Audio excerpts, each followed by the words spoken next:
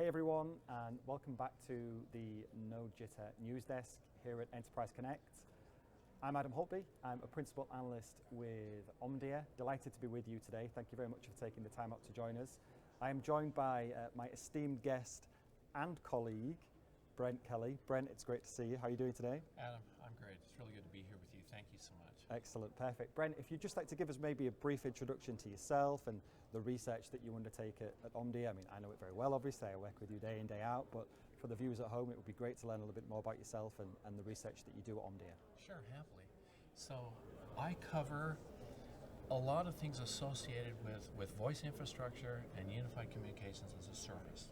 So when we think about those kinds of elements, I cover on-premises PBXs, and I cover some of the plumbing that makes those work, like SIP trunking, right, session border controllers, and so forth. I also cover the unified communications market as a service. So this would be Zoom, Microsoft Teams, Cisco WebEx, 8x8, RingCentral, all of these companies, with the caveat that they typically will have a telephone line involved with those. We have a colleague here at Omdia that covers the meeting side of the business, of the UCaaS business, and I cover the telephony side of that UCaaS business. So I do all of those kinds of things. I cover the unified communications as a service market in terms of revenue, and I'm now looking at market share and so forth. So there's some really interesting things going on here.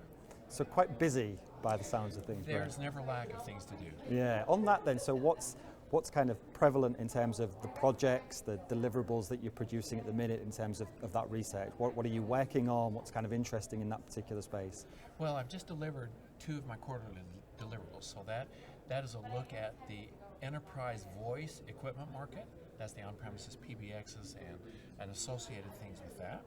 And then I have recently done the session border controller market and the VoIP gateway market, which that latter market is a smaller market, but nevertheless super important.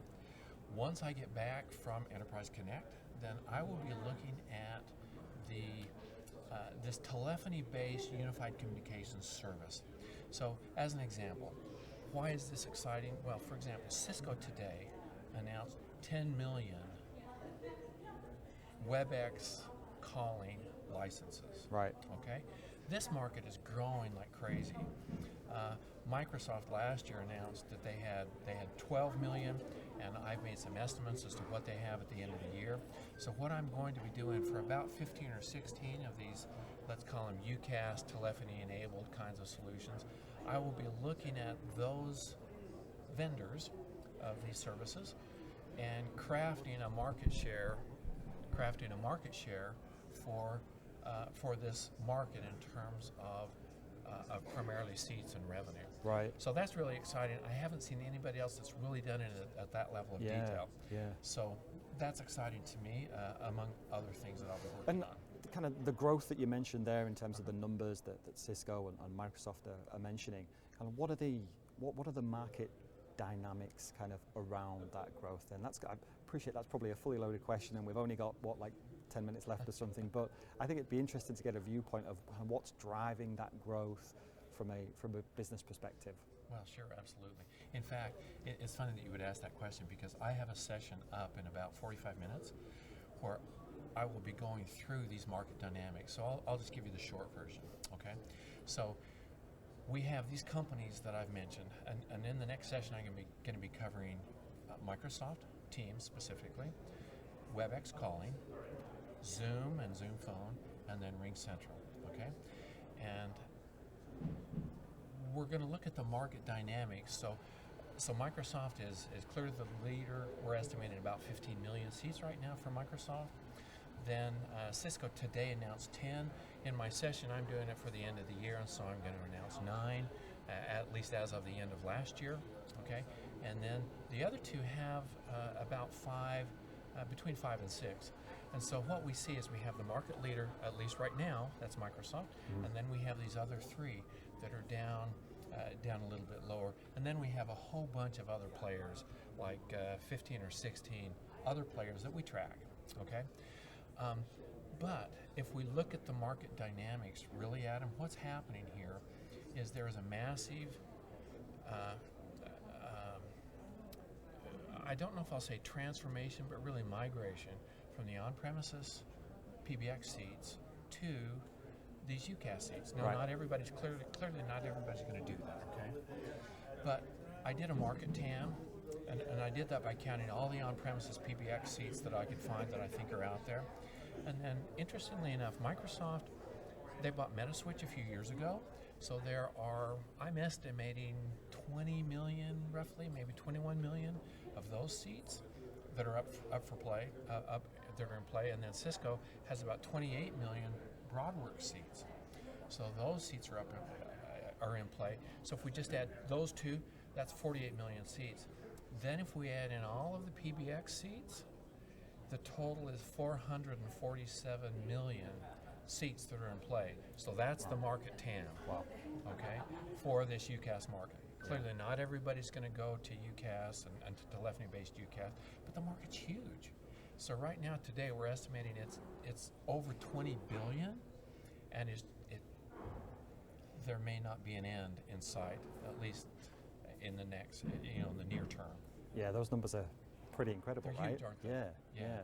And how does this, I guess, when we think about the way that work has changed for people, we talk a lot on the team at Omdia around work becoming more mobile, and I guess communications becoming more mobile in a way too. How does that kind of play into this whole area and what you're looking at? Well, that's really awesome to ask that, because one of the things that we've noticed in the enterprises is that people are making fewer calls to the PSTN. They're meeting a lot more using these tools, Teams and Zoom and WebEx and RingCentral and all these others, okay? And so the actual amount of calling to the PSTN on an individual basis is going down, all right? However, everybody still has some kind of a phone line or a mobile phone. And so one of the awesome things, and I know that you're involved with this as well, would be things like Microsoft Teams Mobile, where instead of having to have basically a landline or an IP line effectively through with a separate phone number, you're going to be able to get that a single phone number that works on your mobile device, plus it'll work on, if you happen to have a phone on your desk that, say, is a Teams phone or your Teams client, it will work across there, but you have one number. And I think that's fantastic and awesome. And Cisco has a play like that too, WebEx Go, and there's some things in the works with Cisco as well. RingCentral has this. We really call it AT&T Office at Hand, I think, which is a similar thing where you can have a single number. So what that does is that's shifting at least this voice portion over to the mobile device. Right. So I think there's some real legs in that market. So I mentioned this TAM, 447 million. Well, probably a fair amount of that, once these voice on the mobile devices get going and where these are integrated in, probably a significant portion of that is going to go to these mobile plans and mobile operators. So that's a real big opportunity if the mobile operators can get behind it and get this implemented along with those vendors. Yeah, it's interesting. I guess just as the worker, the individual has kind of moved away from the confines of the office, so is kind of that communication infrastructure and I think it just makes so much sense, Adam, to do that on my mobile device as opposed to having some separate phone line. And the mobile device in that case, at least that phone number would be owned by my business, so that if for some reason I leave or something like that, that number stays with the business. I don't have a secondary thing, and it's just so easy for me to use.